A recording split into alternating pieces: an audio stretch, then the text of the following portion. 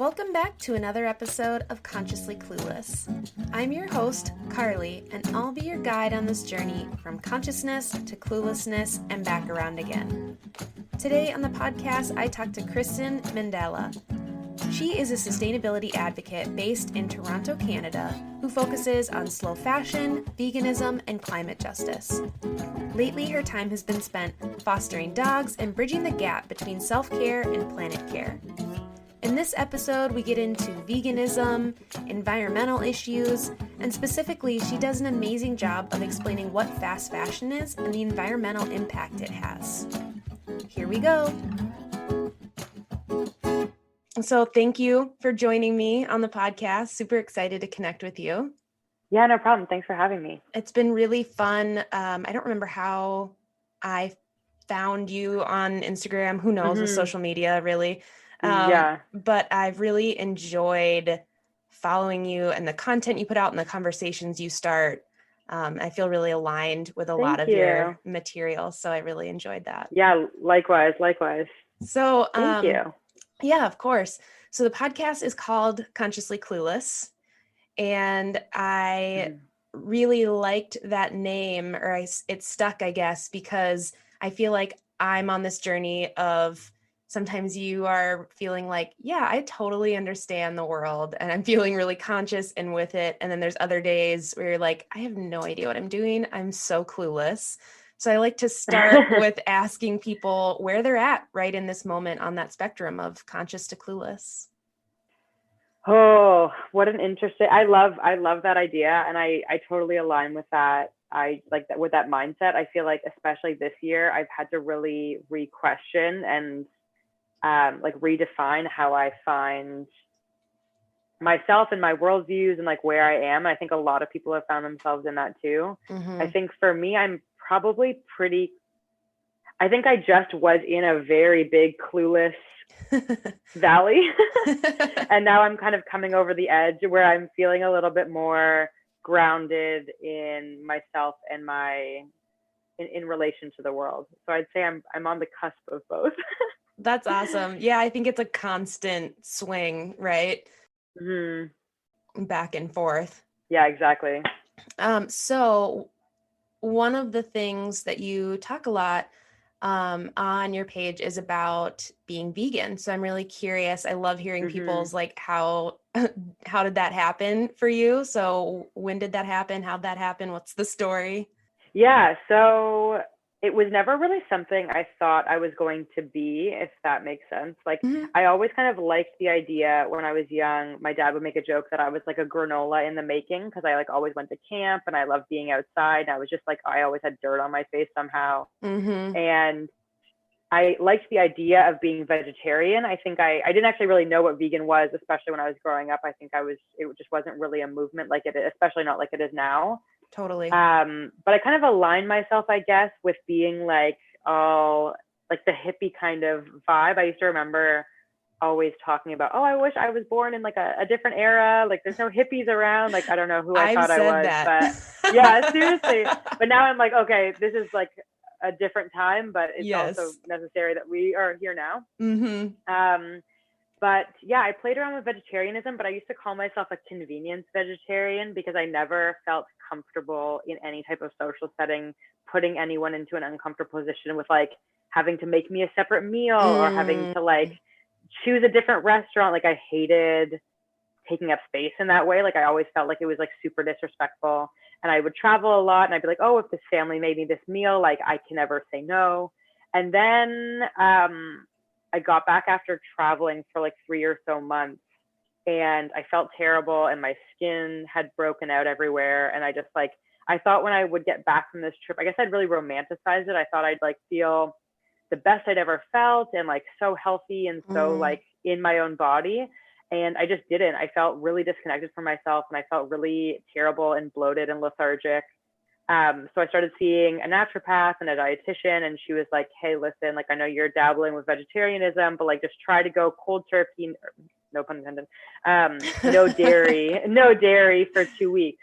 And at that point, I had never really thought about not eating dairy. I wasn't really super into eating red meat at that point, but I was like, sure, I'll go no dairy for 2 weeks. And after the first week, I literally started to cry because I felt so much better. Oh, And I was like, I didn't realize that I could feel this good because I had been feeling yes. so inflamed for so long that I just like, I was in awe. I actually like I was like, oh my God, like people feel like this. Like I'm sleeping so Yes. well and my skin was so great. And I was like, holy crap. Okay, this is obviously something that's like real. So I was like, okay, so I feel so much better after dairy. I'm not really eating any meat right now. So why don't I just like go the Yeah. full Monty? But there were still some reservations, obviously, around family and friends. They were like, well, the protein and the blah, blah, blah, like all my family and friends like eat way worse than I do. Somehow they become all of a sudden dietitians. But Yes, it's so funny how often that comes up with people that are like, yeah, and all of a sudden everyone in my life was a like nutrition expert. yeah, exactly. And like people that have so many of their own health issues and like they have like sleep apnea and all these different things, they're all of a sudden worried about my protein intake. But I was like, I'm going to be okay. And I was like, okay, let me just do my research so at least I have my own talking points to come back with my family. Mm. I watched Cowspiracy, I watched Earthlings, I watched Forks Over Knives. I like cried for 3 weeks straight. Yep. I had like the full reckoning with myself. Um, and then I think Dominion came out a little bit later once I was already vegan, and that was like a whole different thing. But it was just kind of like an overnight, okay, enough is enough. Like I've been toying with this idea for so long. Since I was like 17, 16, I always was like, I'll be vegetarian one day. And then, yeah, it was in 2015, 2016. I was just like, that's enough. And then I felt so much better, not only physically, like with my diet, but like emotionally. I don't know how to explain. Like I had almost like it sounds very cheesy, and I recognize that, but I almost had like a compassion rebirth or something. It was like very powerful for me. I saw all living things on this like completely equal spectrum to me, and I saw like just way less. Yeah, I don't know. It was hard at the same time because I was much more emotional about everything. So when I did see somebody eating meat, I was like, oh my God, you're eating a dead animal. Like, what the hell? Yes. But it was a really beautiful, like very transformational experience that I'm like very grateful that I had. I think it's probably, as most people know, it kind of calms down after a few years, like not in a bad way, in a manageable way. But it was very overwhelming when I first fully stopped eating all animal products. It's so interesting because I think there's a lot of misconception about how people become vegan sometimes too. Like it's not necessarily this, I accidentally stumbled onto a farm and saw a Mm-hmm. slaughterhouse. It's like my Right. too was just like I started with health. I'm lactose intolerant Mm-hmm. and I had the same experience where when I really cut out dairy, I was like, oh my gosh, I felt shitty Holy, for yeah, so long. This is just like feeling good. totally. People just feel this way. Yeah. People have energy all the time. Like, holy Yeah. crap. People's stomachs don't Yeah. hurt every time they eat. Yeah, exactly. Yeah. It's so wild to me. And like, it becomes so radicalized in how people talk about it. They're like, whoa, like you're excluding so much out of your diet and blah, blah, blah, blah. And to be fully honest, like it wasn't even really an animal thing for me when I started watching the documentaries. Like I'd always been like, I'm an animal lover, but Mm-hmm. like that huge cognitive dissonance, like such a disconnect. Yes. But it was really the environmental impacts that had driven a lot of my research in terms of like watching Cowspiracy. And I was kind of just curious when I got back from my trip. I was like, how can I like limit my impact living in an urban environment as much as possible? And everything that came back was like, you have to consider limiting or at least or excluding your meat and dairy intake. And then from there, I was like, once I did see the slaughterhouse footage, I felt like my eyes were like completely opened to just how terrible the industrial animal agriculture practices are. Did you go through, you talked about how like at first you were a lot more emotional with everything. Did you go through the angry Angry vegan vegan. phase? Because I talked about that a couple Yeah. weeks ago because I would have scoffed at that, Mm. but it's a real thing that can It's a happen. very real thing. I would say I didn't go fully angry vegan. I don't know, maybe I did, but it was more just like I started bombarding myself with information. I think for me, what was really difficult and what was such a huge learning was once I did learn all these things and I tried to educate people in my life in the way that I learned it, which is not how everybody learns, I was really upset that people didn't take to the information the way that I did. So I Yes, would like, girl. if I would show them a video like James Aspey, the best speech you've ever seen, blah, blah, blah. And I'd be like, isn't this crazy? Like you can never eat meat again or whatever. And they'd be like, wow, like that's really interesting. And then they'd go and finish their pork chop or whatever. And I'd be like, wait, why isn't this having the exact same effect that it's having on me? And that was what caused more anger, I think, than anything, is that I just couldn't relate to people who were confronted with this information and then still decided that they wanted to like continue eating and living in the same way. And I just couldn't relate to that. I was like, wait, what's happening here? Like, what's this disconnect? And then a few years later, obviously you kind of realize that everyone's life story kind of affects their perception of the world. And you can't just put my life experiences on somebody else and be like, see, didn't you have this exact same reaction? Because that's just not how things work. So it just took me a little bit of time to get there. But at the beginning, especially, I was like very confused as to why everyone wasn't vegan once they figured it out. You know what I mean? Yeah, I relate so much to that. I've actually apologized to people in my life and been like, look, I'm sorry. It was a few months. I'm sorry. Yeah, like I did not approach these conversations with the same love and compassion I would want someone to approach them with me. Totally. And that's not fair. And I'm sorry if you felt judged because of that, because that's the last thing I was trying to do. But it's coming from this place of being like, I just want you to be happy. Yeah, exactly. I've had it related almost to like a born again Christian mentality almost. And I know that might be kind of controversial, but like in terms of seeing the world in a completely different way and just wanting other people to also experience it in that way. Yes. And when somebody kind of brought it to me like that, I was like, oh my God, like that isn't it, I can understand, because once your worldview is changed so drastically, you do kind of want to show people your mindset, but it can also be quite an isolating and kind of a confrontational way of communicating that. And I think when you just meet people where they are and be like, listen, these are the reasons that I'm making my decisions. I think that this is a rational line of reasoning, that like I have been confronted with this information and this is my action because of it. But I also recognize that like that may not be the same line for you. But I think the biggest thing that I've learned is just living by example. I think when you're like a very happy, fun, you don't always have to be happy and fun, but I think when you confront those conversations with just being like super lighthearted and easygoing, people are going to be more naturally drawn to having a conversation with you.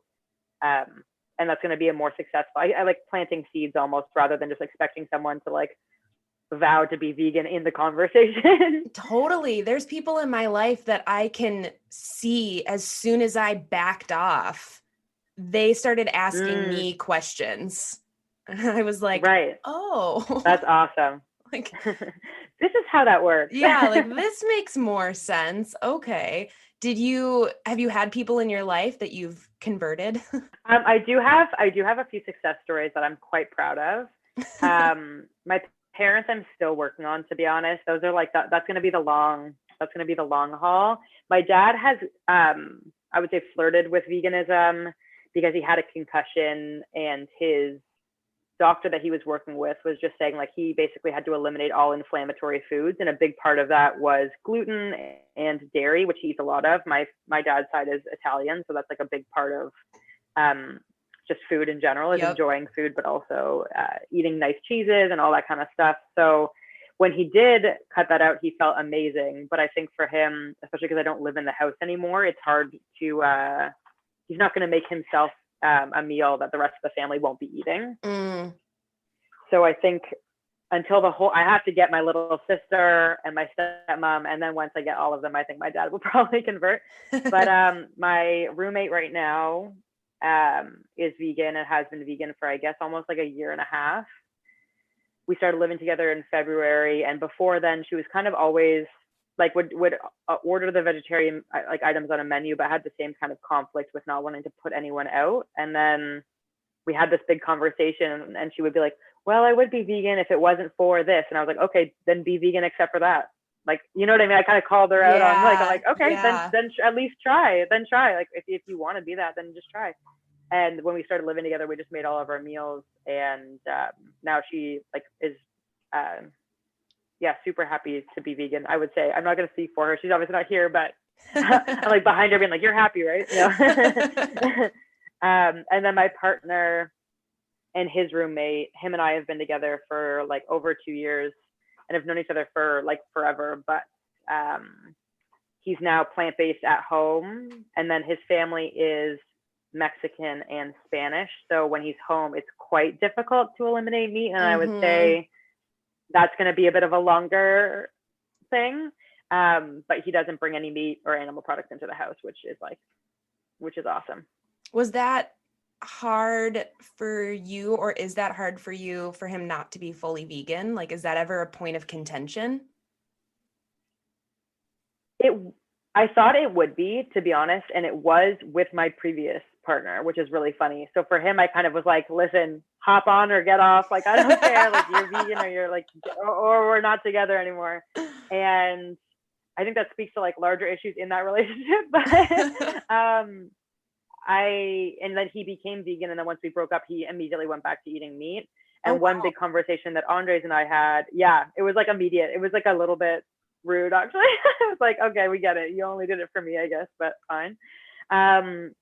Which I didn't want in this relationship. So Andres and I had a big conversation, and he was like, listen, like, I totally understand where you're coming from. I love your passion around this, and I respect why you are vegan, but this is going to have to happen like because I want it to happen, not because you want me to become vegan.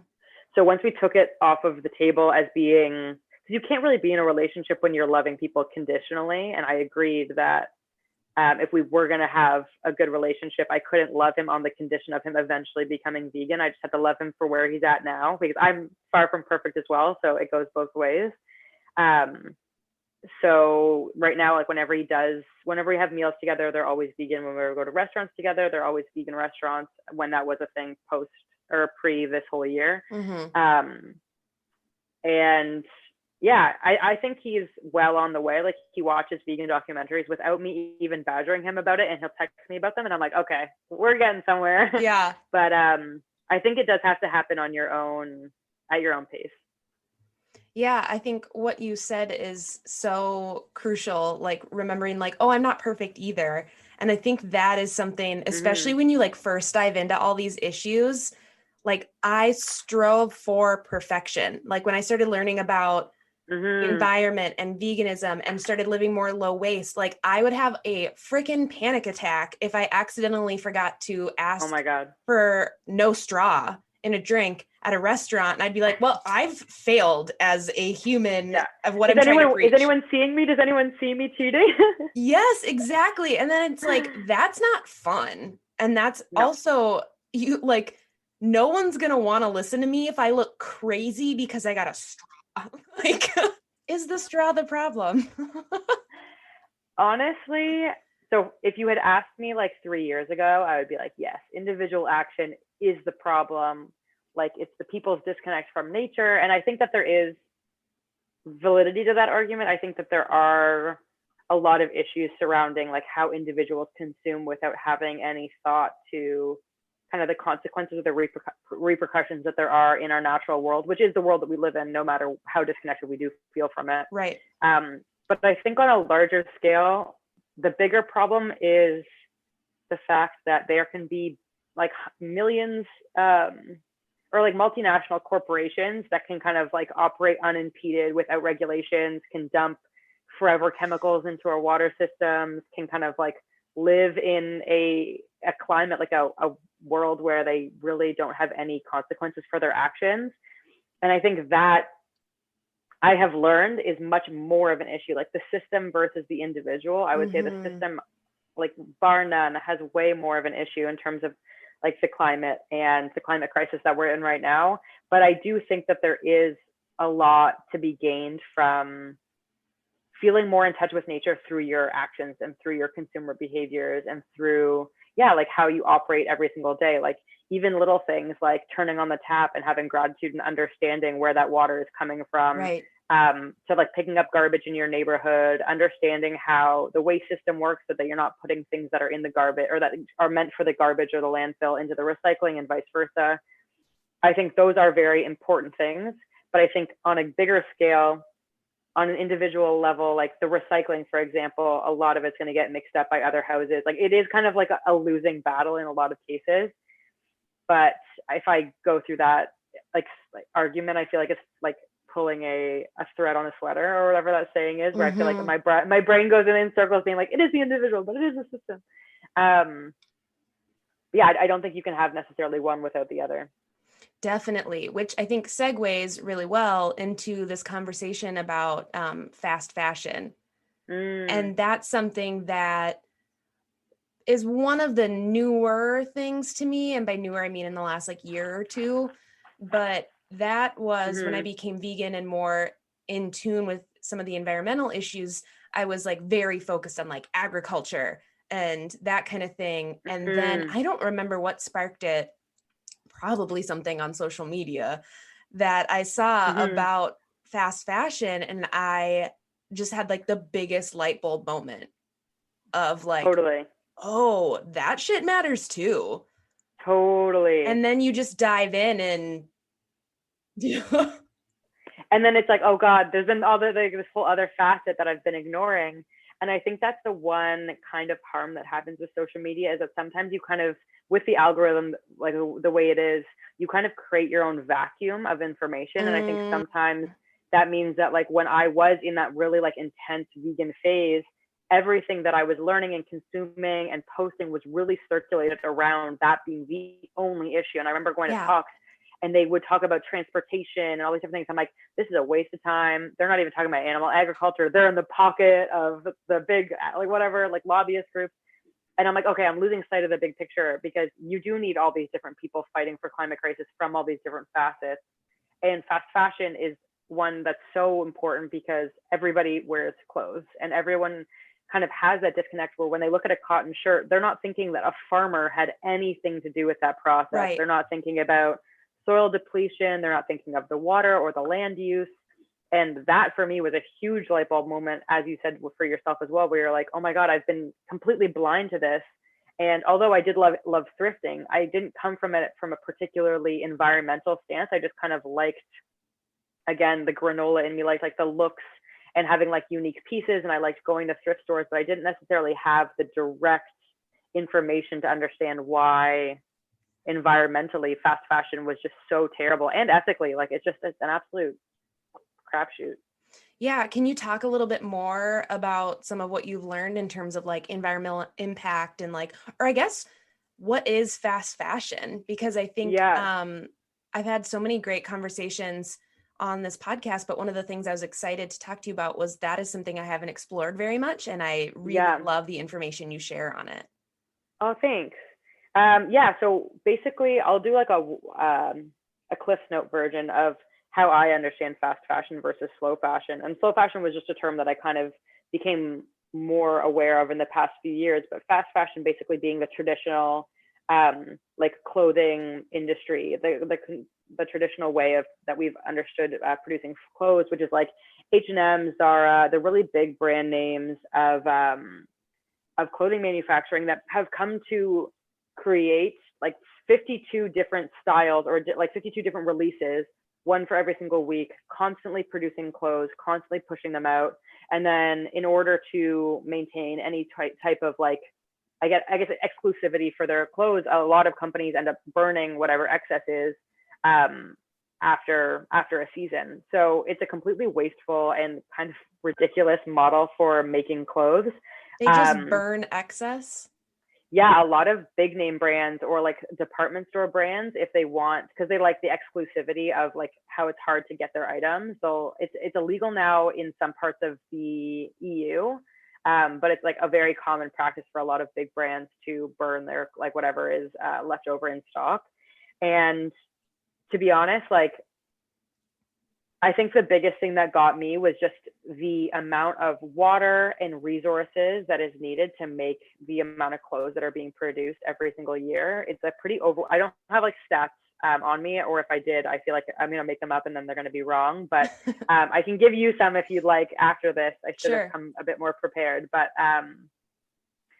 just like synthetic fabrics, polyester, all the different types of elastane and elastics that are put into our clothes all come from like fossil fuels, from oil, that are made into plastics and then put into our clothes, which have actual damage on not only being placed on our skin, but then also their afterlife, which I feel like is something that a lot of people don't necessarily talk about when it comes to fashion. But the fact that like if you buy a shirt that's polyester, or like any type of shirt that has a synthetic fabric in it, it's literally never going to break down.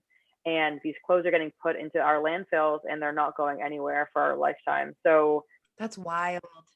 Yeah, it's just hard to think of the way that we consume clothing right now, especially I think in the Instagram age, is so detrimental because we really love looking at like all these pictures, let's say, and we're not going to be necessarily like repeating outfits very often on our page, like especially with a lot of these influencers that go for like Fashion Nova or Zara or any of these big fast fashion brands.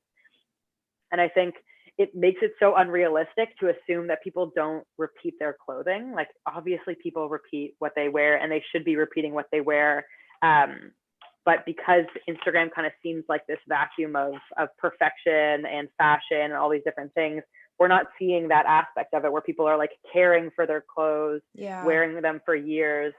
And now it's kind of just like this crazy cyclical model of, again, this is kind of a pre-COVID era where people were like going out all the time, but where for every different event, you're buying a new shirt or a new pair of jeans or a new heel or whatever it may be.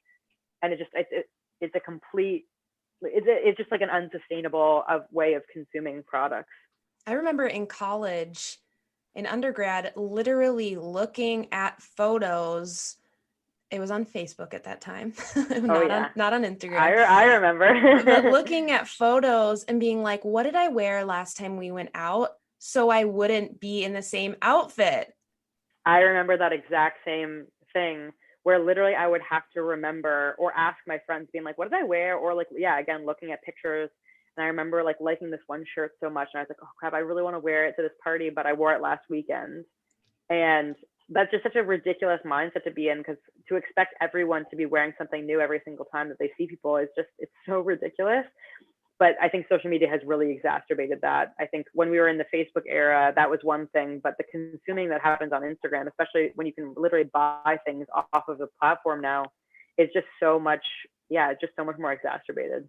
Yeah. And when I think about it too, like anybody was going to notice. No, people are all worried about their own stuff. They don't care about what you're wearing. Yeah, exactly. Like anybody was going to be like, Carly wore that shirt 3 weeks ago. Yeah, exactly. And also if that's that person, then they need to get a hobby. Yeah, seriously. That's so interesting. So like what sparked your interest? Like how did you kind of dive into that world? So about this time last year, maybe a little earlier, I started kind of teaming up with my friend Annie, and she works in the sustainable denim industry. She works with a few organizations that kind of just talks about slow fashion versus fast fashion. Denim is actually a product that takes, I think it's 2,500 gallons of water to make a single pair of jeans.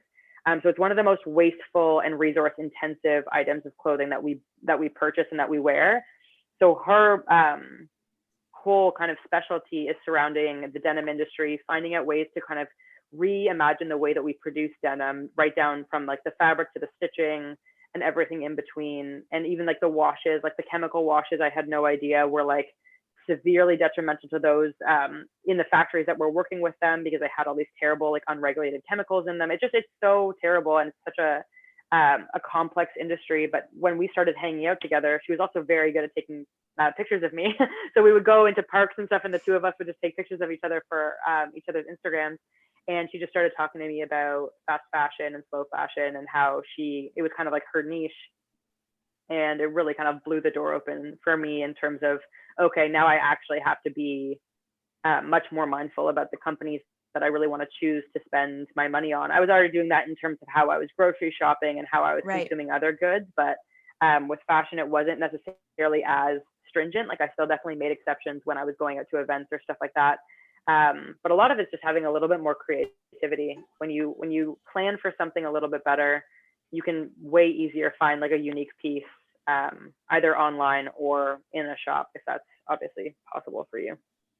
Yeah. And I think that there's a lot of greenwashing happening right now too, where some of those, some of those big fast fashion companies are like, oh, people are starting to care about where their clothes are coming from and if it's environmental. So we're going to like put these labels on them, but it's bullshit, right? H&M isn't doing enough or whatever, No. Yeah, totally. And I think that's something I see it in two folds. On one side, greenwashing is so ridiculous and it's obviously a bold-faced lie and a way for them to just like garner more attention and more money. But on another way, from another angle, I'm actually kind of happy that it's happening because it's showing where the market is. And obviously these big companies are recognizing that the consumers do care about environmentalism. I think it makes consuming consciously much more difficult because it kind of muddies the water in terms of what you can't, like what you should and should not be purchasing. But big brands care about their bottom line. And if their bottom line and their market is saying that the consumer cares about the environment, it cares about where their materials are coming from, and they're adjusting accordingly, like that's also kind of exciting. I wish that they went about it in a little bit more of a holistic way where they're actually transforming their production and actually being transparent about who they pay and how they pay them and all the different things that are so secretive in the fashion industry.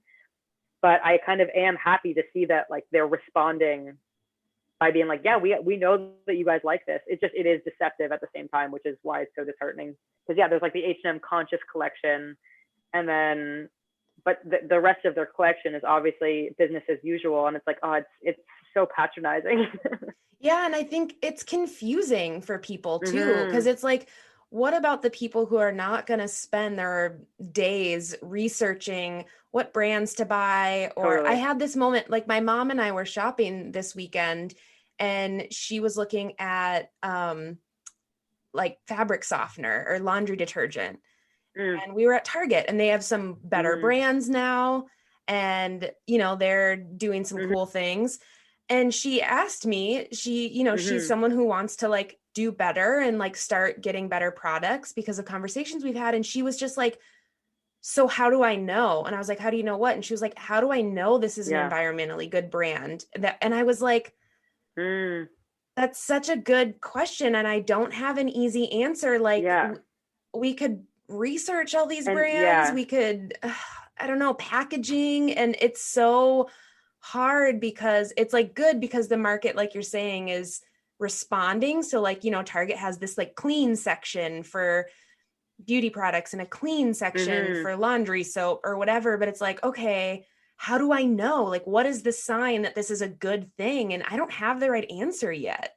Totally. And I think that's such a testament to how truly manipulative these brands are, because confusion is what keeps you in a store longer, and it also keeps you buying more products.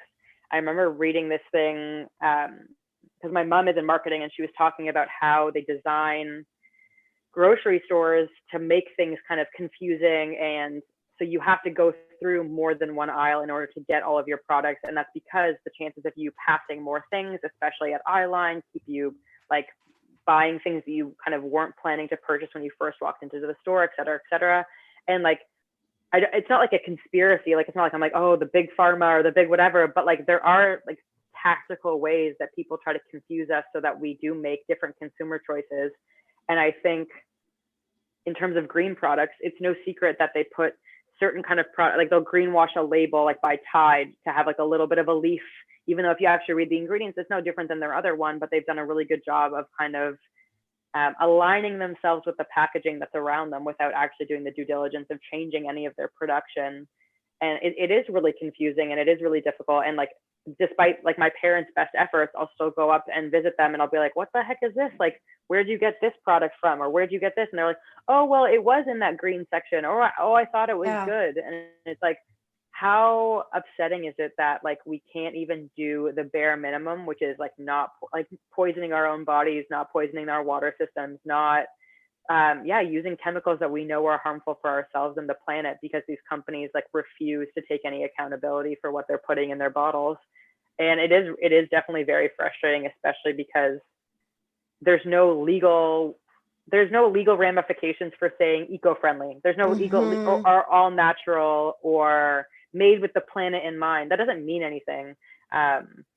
Like it elicits an idea in our head that we align with or we don't align with, but there's no like made with the planet in mind board that's now going through and testing each and every product. There are certain ones like vegan and like animal tested and all those different things that there are actual organizations that you have to buy like a membership to have a sticker and have the people like check out your products or whatever.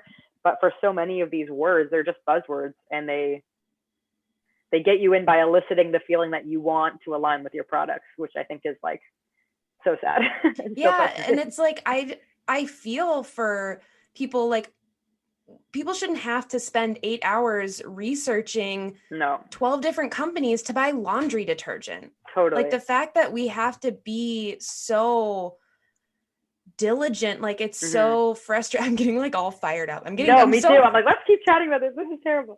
I'm just so frustrated because I don't know. I just had this moment looking at my mom, like trying to make a better choice and being like, how do I know? And I literally was like, I don't know how to, like, I'm not sure. This is what I get because I spent 3 hours on the internet researching it, but you should not have to do that just to not poison yourself. Yeah, totally. And I think there's just such, there's two things. There's a lot of brand distrust, but there's also a lot of brand loyalty. And a lot of these companies rely on the fact that older people are less likely to make changes in terms of the brands that they've been using for generations. And they are likely to trust those brands into the long run. Like my mom's always like, oh, well, I always use this brand. I'm like, yeah, but if you always do something doesn't mean that you know what I mean? Doesn't mean that it's the best product. But getting people to change over, especially when they are a little bit older, I think is really difficult. And those companies definitely know that, you know what I mean? Even when it comes down to fashion or food or any of these things, like it's kind of in anything that we consume, like these marketing habits and these consumer habits. And it makes it very disheartening when you want to try to give somebody like a quick fix. Like my mom's just like, just tell me like the 5 products to buy. And I'm like, well, I don't know those things for you. Like, I don't know what products you want. I don't know what you want out of your products. I just think, I wish there wasn't such a monopoly on these big things that made it so difficult for people to buy responsibly.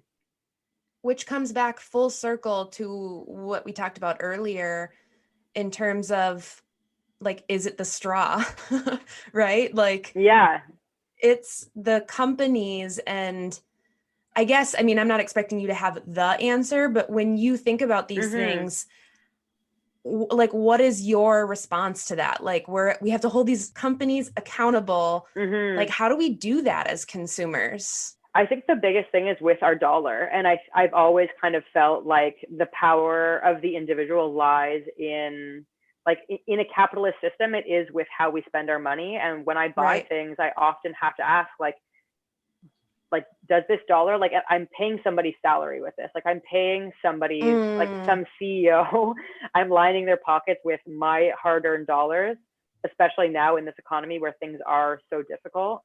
Do I want to give my money to a corporation that I know does not care about me, doesn't care about my family's health, does not care about the health of the environment? Or do I want to look a little bit harder and find like, a soap brand that, you know, make something in my area that might be like $3 more expensive, but I know that I'm feeding somebody that does care about like the same things that I care about.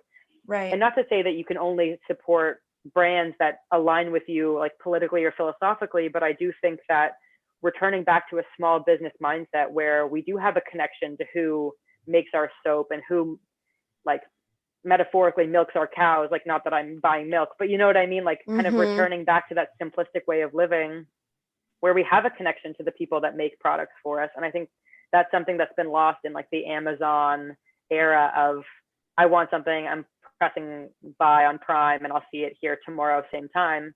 That's just not how we should be consuming things anymore. It's unrealistic to expect items to be able to arrive at our doorstep in less than 24 hours. Like that's just not how we should be consuming. And I think that's like really where I come down to is I don't want to give myself a hard time. I don't want to live in this world where I can't have a good time, or I can't like accidentally go to a bar and get a straw or whatever, like whatever it may be. But I also want to feel like my money is energy that I'm putting out in the world, and I want to put it into companies that really align with me and that are like that care, because otherwise we're really just making the billionaires richer and us poorer, and the world is going to be like less happy for it.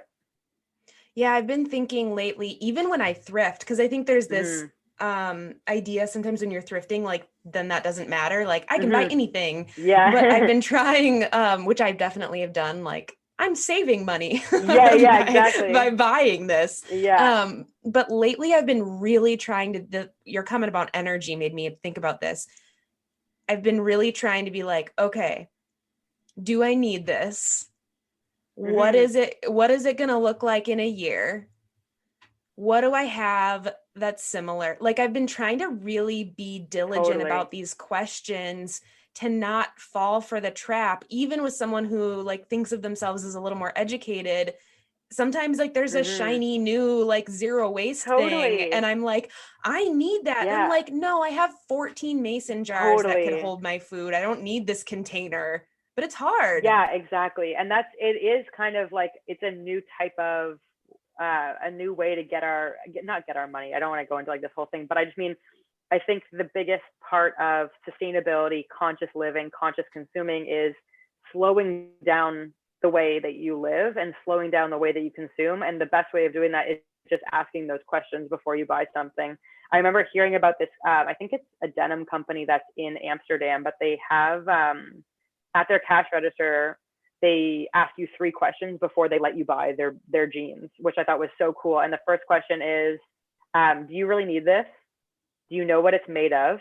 And what are you going to do with it when you're done? Whoa. And I was like, that's so powerful, because it puts you on the spot. Like, do you really need these jeans, or do you just want these jeans? Because they are coming from a very slow fashion mindset where they're like, we would rather somebody purchase these that actually needs them, knows what they're made of, and has a plan for their afterlife. Like when they're done wearing them, what are they going to do with them? Are they going to donate them? Are they going to give them to their younger sister or brother or whatever? And I just think that is something that I've been keeping in my head, is like, do I actually need this? In this time, it's hard because sometimes you kind of need things as a pick me up or whatever, and you have to show yourself love in those moments too. But I think overarchingly, when you're purchasing something, slowing down, okay, listen, do I actually need this? Do I know anything about this product? Do I have any idea what I'm going to do with it, whether it's the package itself or the item itself when I'm done with it? And even just those simple questions can completely transform how you consume.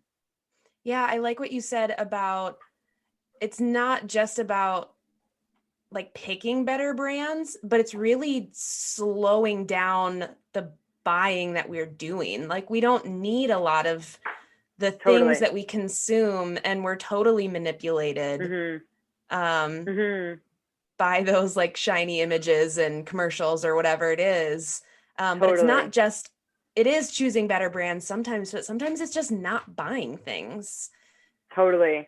I think it's like that. It's that idea of making do that I think for me is like kind of a romantic concept of, instead of kind of picking the easy way out, picking something new and shiny and just getting it because you want to, like actually like challenging yourself and your creativity to be like, can I actually make do with something that I already own? And I've done that with clothing in terms of, I had all these shirts that I was like never wearing, and I'm like, can I crop these? Can I embroider a sleeve of this? Can I do something with this? Oh, my headphones died. Can you still hear me? Yep. Okay, sweet. But yeah, can I reimagine this in a way that will kind of reinvigorate it in my life and how I want to use it, rather than buying something new? And I think that's even such a simple way of not buying something, but reimagining something that you already own. Yeah. And it's so hard that, we're talking about this mid-November. So like I said, I was in Target, and Christmas music is playing and there's all these The things decorations are out. everywhere, decorations are out. And I was like, Totally. what is happening? So do you have any like tips or things you've been doing kind of in the last few years around holidays or like gift giving for being more conscious? Yeah, I love that. It's actually something that I've loved challenging myself with, especially in the past few years, not only because like financially, I think there's kind of this like isolation that can come about if you're not really in a financial position to buy every single person in your family like these elaborate gifts, even if that's something that they're able to get. That was something that I always struggled with, being somebody that was a service worker. I didn't always have hundreds of excess dollars to pay to get these like beautiful gifts that I'd love to be able to give my family, but I just didn't have the resources to do it. So Yeah. I kind of angled all that energy into either experiences or into homemade gifts. So one year I made everybody candles, and I like would put rose petals or different things into the candle wax, and then every single person got a different thing. And then I wrote a letter about how they bring light into my life. So cheesy, but it worked. Ooh, I love that. I might steal that. Yeah, steal it. It was really sweet. But I found like trying to make something, even if it is kind of small, like hand pouring a candle and like writing a letter, somebody knows that I've put my own time and energy into it, even if it's not monetary. So I tried to focus my energy into doing stuff that's more heartfelt and maybe more small, but still gets the point across, which is what I guess the holidays are really about, which is showing love for the people in your life. And then I collected a bunch of different scarves and bandanas over the years. Also at thrift stores, they often have like those bins of bandanas and stuff like that. And I use those as wrapping paper. And then afterwards, I just take it back, which seems like a little bit strange. But now it's kind of just a custom. Like my parents understand that when they open something, they just kind of hand me back the handkerchief and then I fold it back up and put it away. So it's not as maybe satisfying as ripping open paper, but at the end of the day, they understand. And I think it kind of quells all of my anxiety that I can sometimes have around all the waste that happens over the holidays.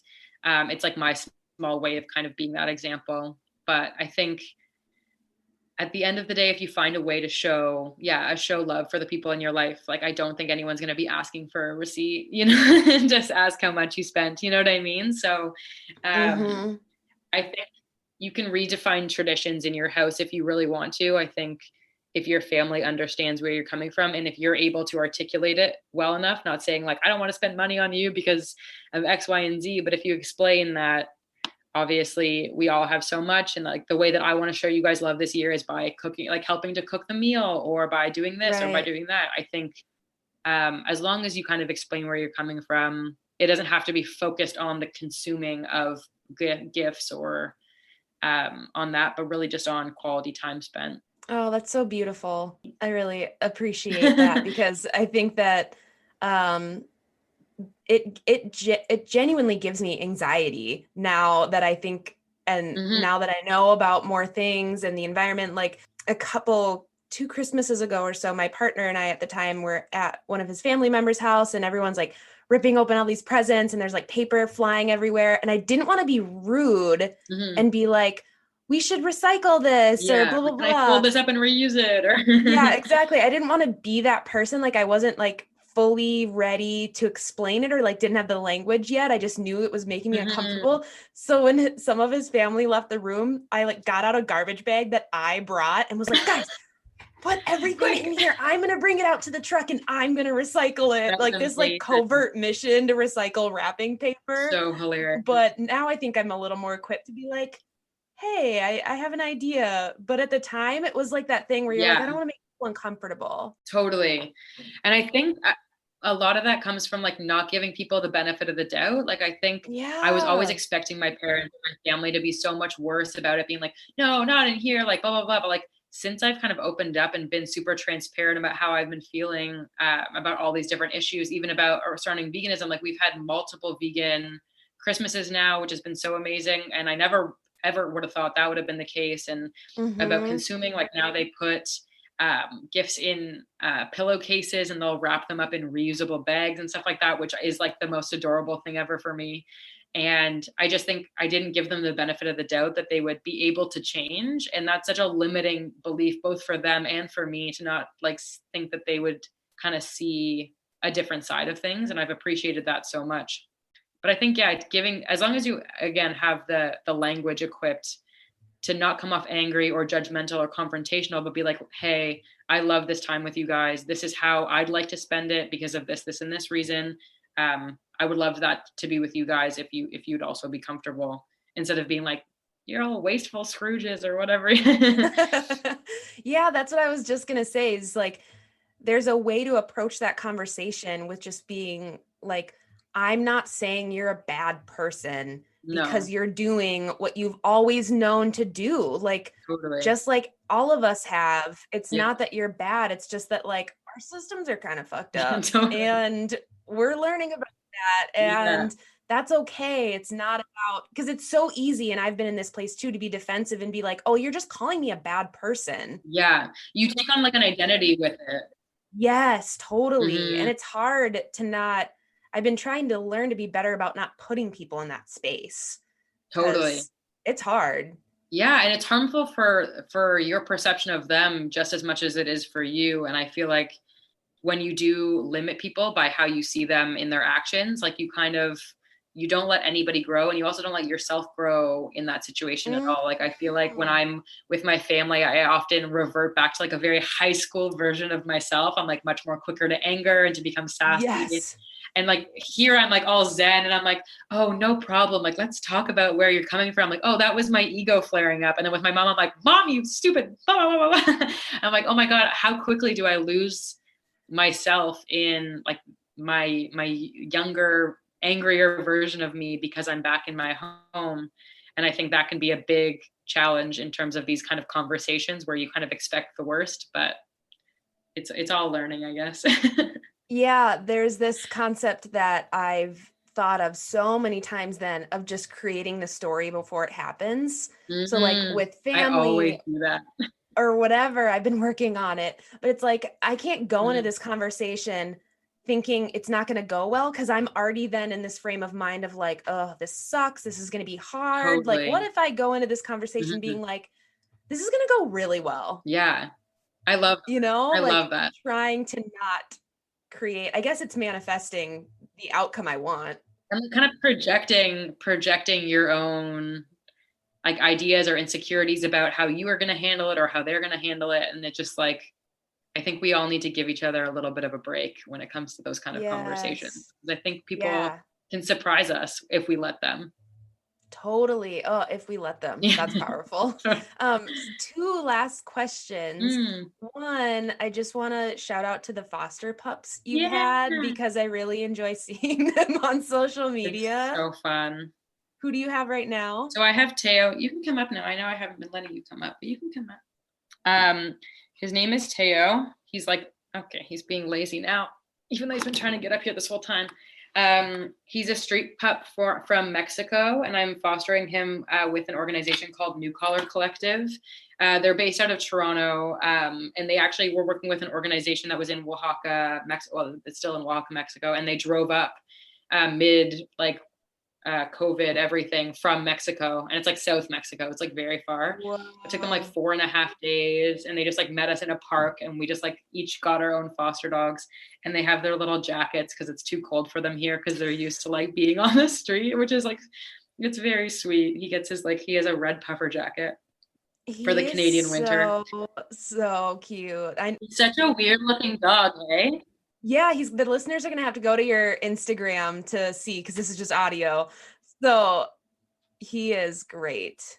Yeah, he's such a sweetie. And he's honestly, it's been so much fun because he's around 9 months old. So he has a lot of energy, like way more energy than I think we were anticipating, which it's been great because it's also been a way of getting us out of the house. You understand how cold it can get so quickly. So I think it was pretty great timing that now we like have to leave the house at least twice a day for like long walks, which normally I would never do, especially when the weather is as cold as it is right now. So I'm very grateful for that. But yeah, I've had two other foster dogs who have also been great, and both got adopted adopted, and it's been like, it's so rewarding. Honestly, it's probably the best thing that we've done this year in terms of just like, it feels so great. How do you give them up after you bond with them?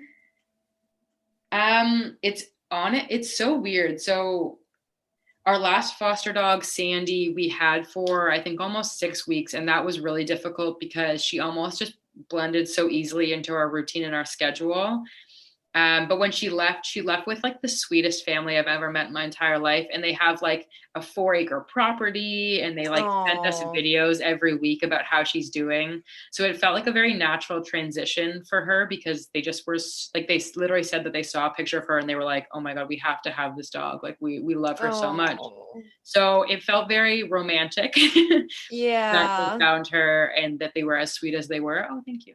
He's such a funny looking dog. I know, he's so goofy looking. So we were very happy about her getting adopted to the family that she got adopted to.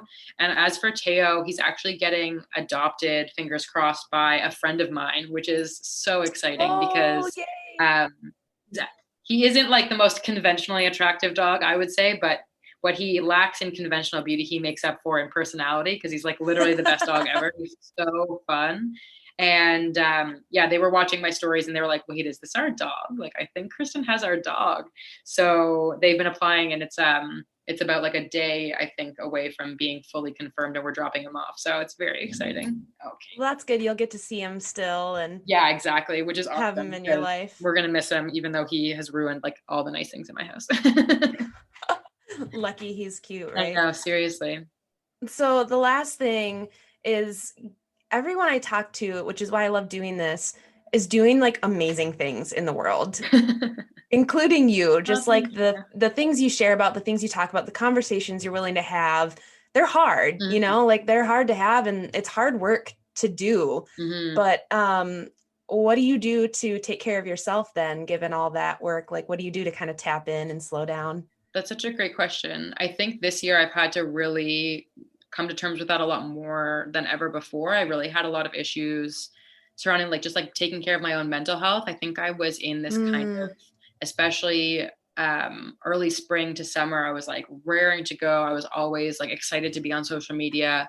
And then I just wasn't. I felt really disconnected from myself. And I also was dealing with a little bit of health issues at the time. So I was just like not feeling super inspired to share. And I think that was when I had to realize that I had to have my own routine, like my own morning routine that kind of grounded me before I started my day, because I was getting in the habit of like, as soon as I woke up, especially when everything was happening in June around George Floyd and all of the protests and all of the like the learning around like anti-Black racism, I just felt like my screen time on my phone skyrocketed, and I just felt like super overwhelmed.